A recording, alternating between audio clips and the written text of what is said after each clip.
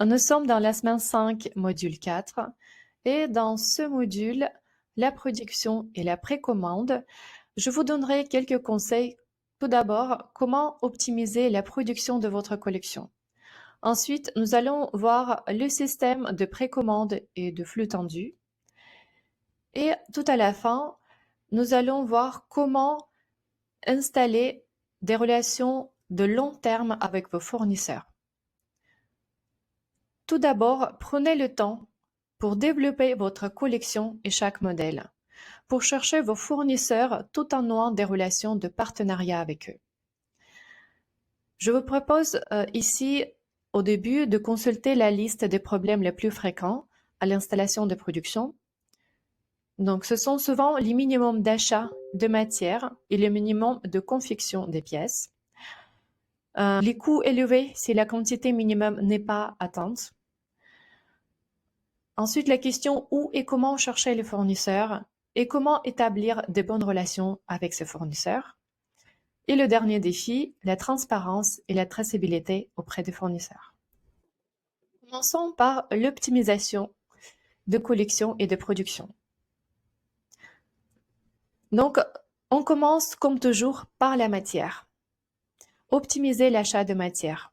Je vous conseille de ne pas multiplier les matières. Une matière peut servir pour 3 ou 4 modèles, aussi bien pour les best-sellers que pour les nouveaux modèles. Ensuite, faites attention au coût. Le but est de capitaliser le coût en achetant en gros pour avoir les prix raisonnables.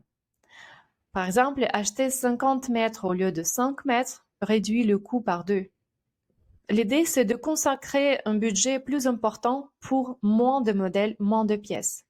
Ne pas faire comme avant, on fabrique beaucoup de modèles avec plein de tissus. L'idée, c'est vraiment d'investir dans le minimum modèle et dans les matières et dans la production de ces modèles. Vous pouvez, pour optimiser, utiliser des matériaux upcyclés en notant dans votre fiche produit, par exemple, que ces pièces sont en édition limitée. Dans tous les cas, vous devez être prêt à faire des investissements pour acheter les matières, les accessoires, tous les matériaux nécessaires et aussi pour lancer la production de vos pièces. Vous savez qu'en atteignant les minimums, vous disposez des prix attractifs et d'arguments solides pour négocier avec vos fournisseurs. Cela veut dire plus probablement, vous serez amené à investir pour atteindre les minimums de vos producteurs pour avoir les bons prix et pouvoir négocier avec vos fournisseurs. Donc, de manière générale, l'idée, c'est d'optimiser la production, maîtriser vos prix, vos coûts, maîtriser le volume de production et de vente, les techniques de production, les délais et beaucoup de choses. Je voudrais vous montrer deux exemples de deux marques, comment elles optimisent leur production.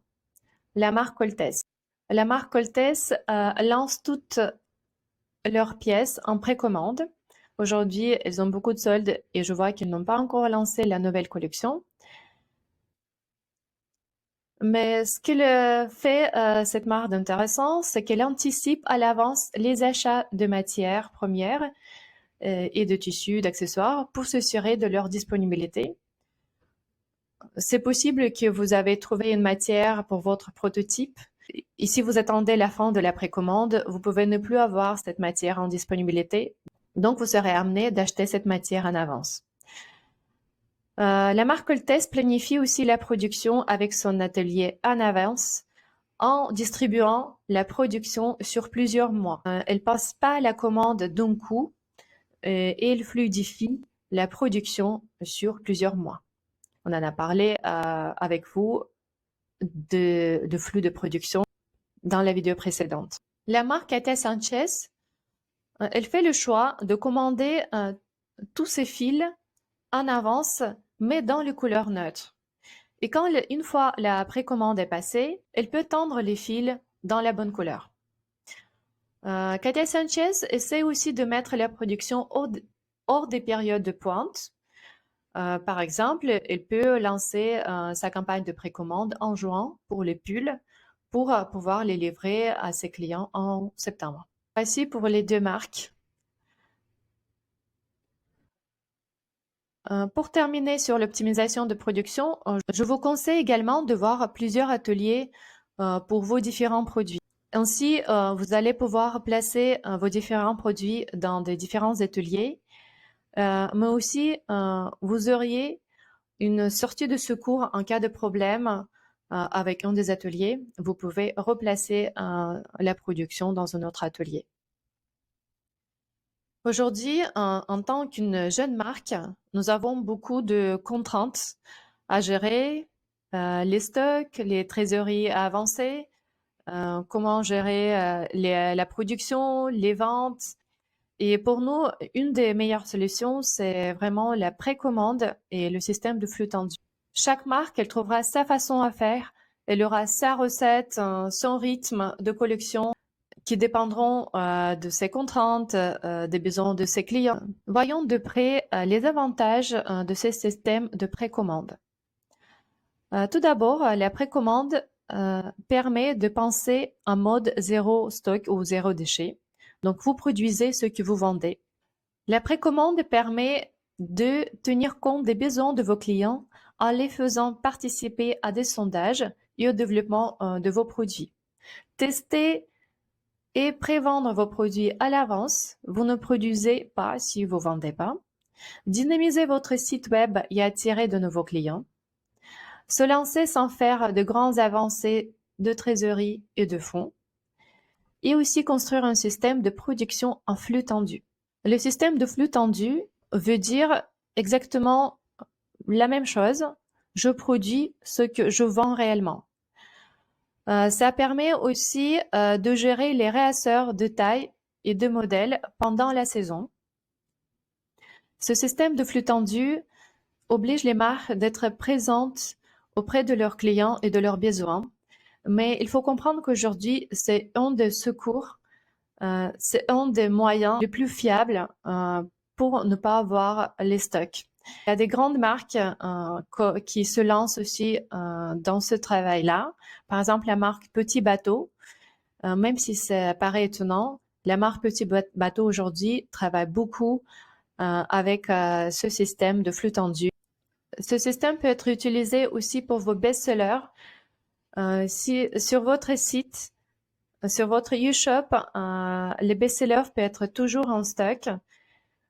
Ou de temps en temps, vous lancez les précommandes de vos best-sellers, mais vous n'êtes pas obligé d'attendre la fin de la précommande pour les best-sellers et produire en avance. Pourtant, ce système-là vous permet de sentir le besoin de vos clients et d'être plus sûr dans votre production. Je voudrais vous donner quelques recommandations ici pour la gestion de précommande. Donc, tout d'abord, ajuster la quantité de précommande en produisant des quantités en stock. Il peut arriver que votre précommande n'atteint pas les quantités minimum demandées par votre atelier.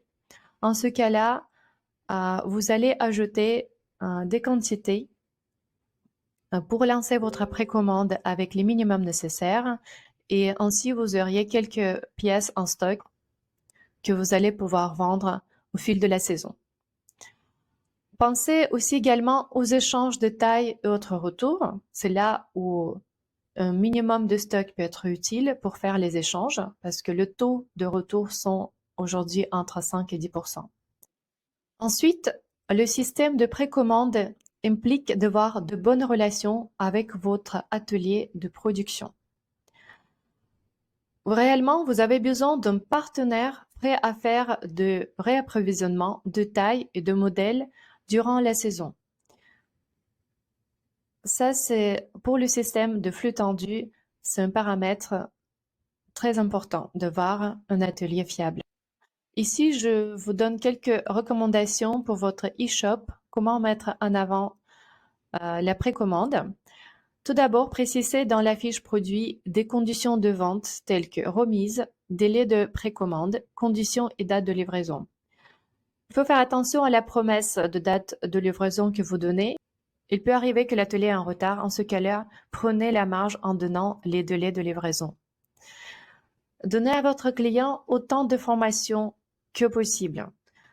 Faites des photos, des vidéos, décrivez bien votre produit, donnez beaucoup d'informations. Dernier point que nous devons aborder dans cette vidéo, c'est comment faire de vos fournisseurs de véritables partenaires.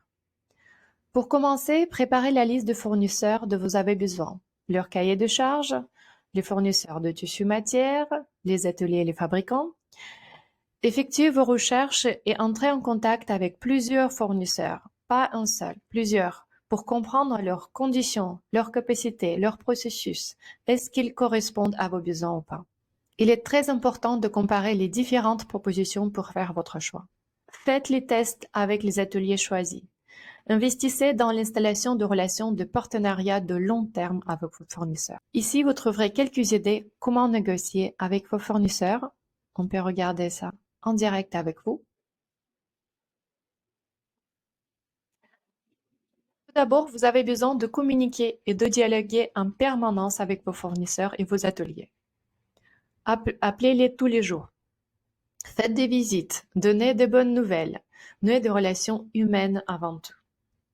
Posez des questions, s'intéresser à leur quotidien, leur travail, leurs pratiques. Parlez de vos produits, de vos plans et projets, partagez vos passions. Montrez les résultats de leur travail. Cela veut dire votre produit, même s'il s'agit d'un fournisseur intermédiaire, c'est bien qu'ils voient le travail final. Donnez vos retours et ceux de vos clients. Faites participer vos fournisseurs à votre aventure. Parlez de votre projet. Montrez également votre engagement auprès de vos fournisseurs. Accompagnez-les au quotidien. Aidez-les à améliorer leurs pratiques. Construisez des relations basées sur la confiance et la transparence, mais aussi des relations gagnant-gagnant. Donnez-leur assez de travail. Donnez votre planning provisionnel avec les quantités pour pouvoir négocier les prix et les délais. C'est bien de voir votre cahier de charges pour chaque produit.